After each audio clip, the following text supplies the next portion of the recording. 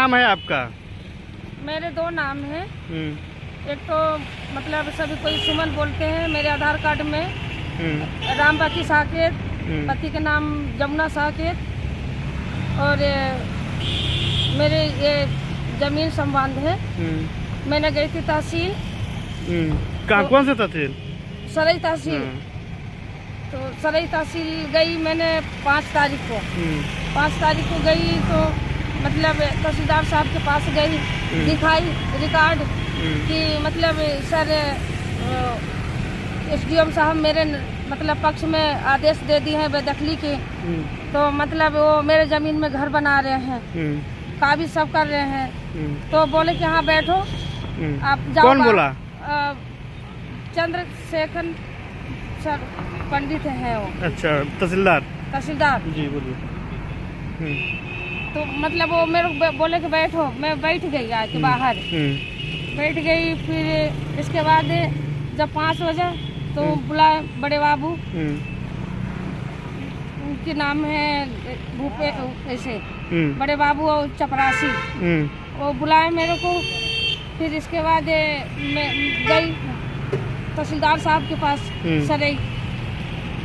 फिर तो मैंने गई तो उन्हें बातें करने लगे मेरे से बात करने लगे कि मतलब ऐसा ऐसा मतलब मीठी मीठी बात ही करने लगे मेरे से। बात ही करके तो मैंने बोली नहीं, ऐसा नहीं हो सकता है कि वो मतलब मेरे अपनी इज्जत में दाग लगाओ। बोले नहीं, तभी तेरा कब्जा दिलाएंगे, नहीं दिलाएंगे। तो मैंने बोली कि क्या बोले आपको, पूरा बताइए।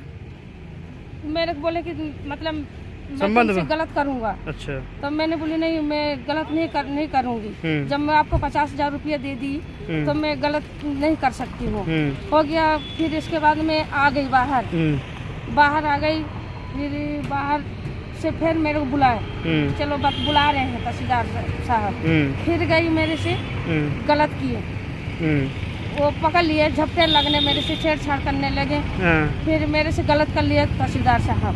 फिर इसके बाद कुर्सी रखा था उनके पास, वो कुर्सी मेरा इसमें मतलब बाएं जांग में घोड़ा पड़ गया। तो एकदम देखे चपक दिया एकदम। मैं बहुत सीरियस हो गई। सीरियस होने के बाद किसी तरह से मैं झपट की मैं बाहर निकली जी।